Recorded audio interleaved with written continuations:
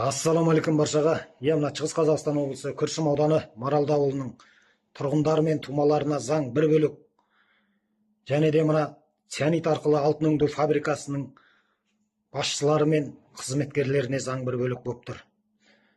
Неге десеңіздер, өздеріңіз 4 жылдан бері жақсы білесіздер, осы Маралды ауылының халқы, тумалары қаншама мәрте министрдің табалдырығы мен құзырлы органдардың табалдырығын тоздырғандарына, әділдік іздеп, экологиялық апат болмасын деп, таза ауыз су ластанбасын деп, жан айқайларын жеткізе алмай жүргендеріне.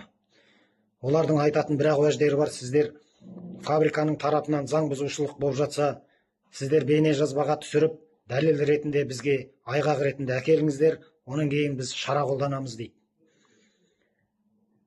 Енді қараңыздар, өткенде Тоқтасын бауырымыз осы министрлердің, құзырлы органдардың сөздеріне сүйене отырып, фабриканың тарапынан жанармай тасымалдайтын көлік өзеннің бойында бір көліктен екінші көлікке жанармайды ауыстырып құйып жатқандарын әшкерлейді.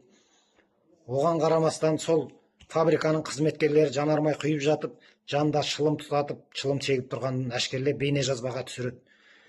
Бұлардың осындай заңды белшеден басып, бейқам тұрғандарына ашуға булығып, заа кернеген бауырымыз бір-екі ауыз қатты сөз айтқан. Енді осы сен бізге қатты сөз айттың деп, бұлар құзырлы органдардың шағым түсіреді Тоқтасын бауырымыздың үстінен. Енді құзырлы органдар Тоқтасын бауырымызды айыпты деп танып, іс қозғамақшы.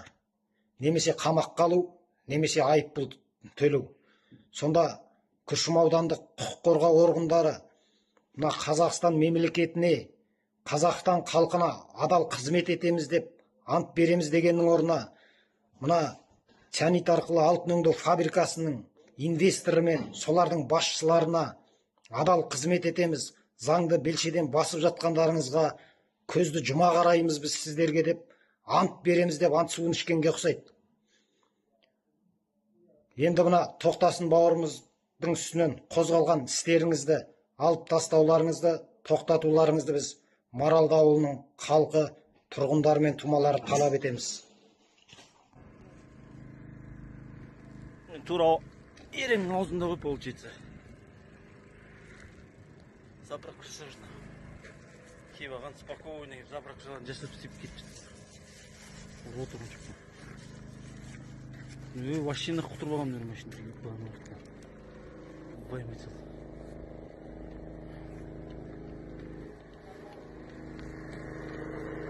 Вышли мы шпримися.